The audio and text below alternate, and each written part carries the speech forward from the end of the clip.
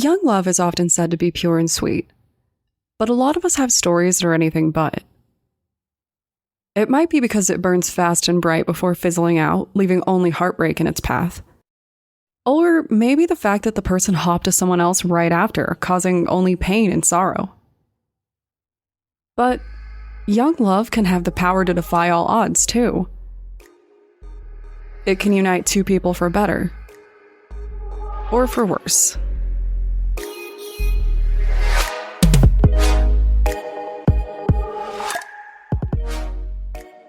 My name is Brienne, and I'm the host and creator of Among the Dirt and Trees, a show where we explore true crime cases that occur out in nature.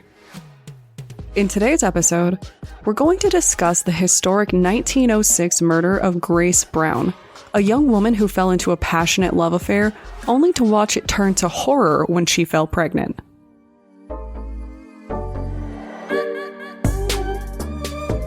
Sometimes getting pregnant at a young age can seem like the worst thing in the world.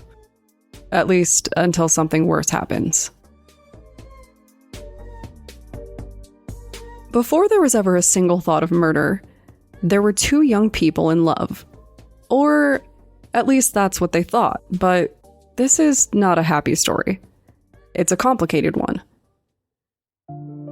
Grace Brown was 18 when she made the decision to leave her life behind and make a big move. She moved in with her sister so she could work at the local Gillette skirt factory. It seemed like a real opportunity, but it became that much better when Grace met someone very special. Chester Gillette, the nephew of the factory owner.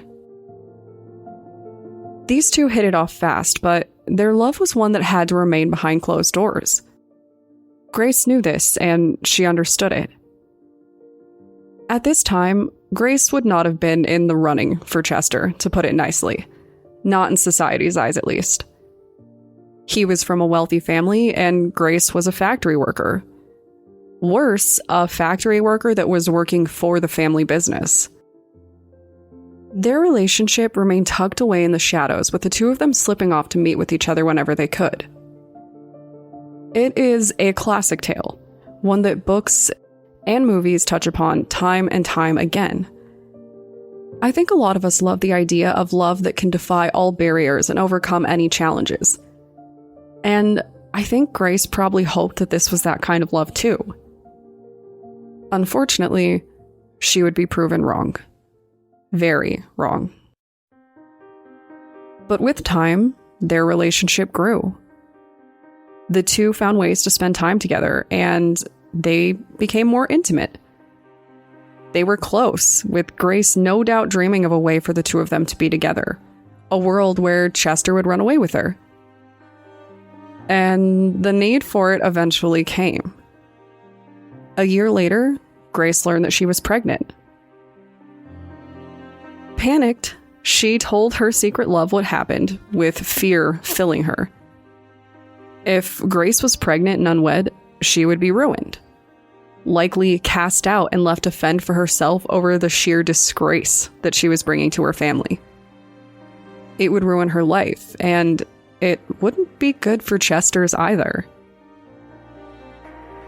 She begged him to be with her, to marry her before anyone could tell that she was already pregnant. To her delight, Chester asked her to go on a trip. Grace was convinced that marriage was just around the corner, expecting either a shotgun wedding or a beautiful proposal despite what his family would say. Some historians think that Chester was actually going to take her to a pregnancy home. You know, those wonderful places where we threw unwed pregnant mothers so no one in a town would actually know that they were pregnant. Those great places. People would often send their daughters away to them and say they were staying with family, but I have to assume that rumors would fly because people love to gossip. Regardless of what the plan was, Chester was supposed to be helping her in some way. The two of them traveled together, staying at inns and riding on trains. This was probably all old hat to Chester, but for Grace, it was an adventure, a glance into her new life with a man that she loved. Eventually, their travels led them to Big Moose Lake, a beautiful spot that would eventually become a scene for tragedy. The young couple stayed at a lodge near the lake, and here, Chester did something interesting. He signed in under a pseudonym, Carl Graham. Now, I don't know if you ever had a reason to use another name, but it comes up a lot for writers. I actually spent a good month or so debating if I should even run this show with my name or if I should use another one instead. Though I never write fiction in my own name, I eventually decided that a pseudonym would be a bit odd in this context because I always introduce myself. But I've also gone by secondary names for most of my life, so I'm actually not sure what my hang-up is. What I will say is that if you plan to commit a murder and use another name to cover your tracks, it is often best to avoid using the initials that you have monogrammed on all of your belongings, because they're yours. Maybe he was afraid someone would notice the initials on his suitcase and question it, or maybe it was just raw hubris. Maybe Chester just wasn't very smart, I don't know, but the two of them left the lodge to go out for a romantic boat ride on the lake. At this point, something strange had happened.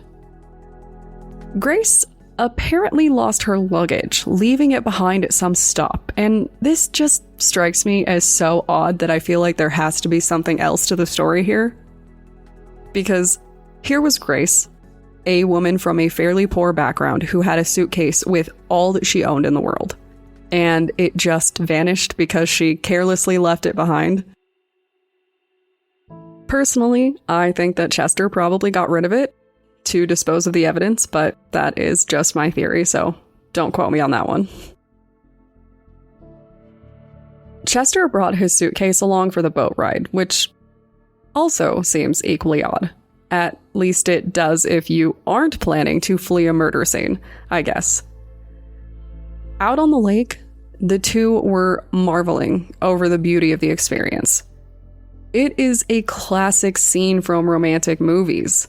Two lovers go out on a lake together and have, I don't know, a really special afternoon. Nobody's ever taken me on a lake, really, so. But instead of staring lovingly into each other's eyes and vowing to always be together, the prevailing story is that Chester pulled a tennis racket out of his suitcase and bludgeoned Grace over the head with it.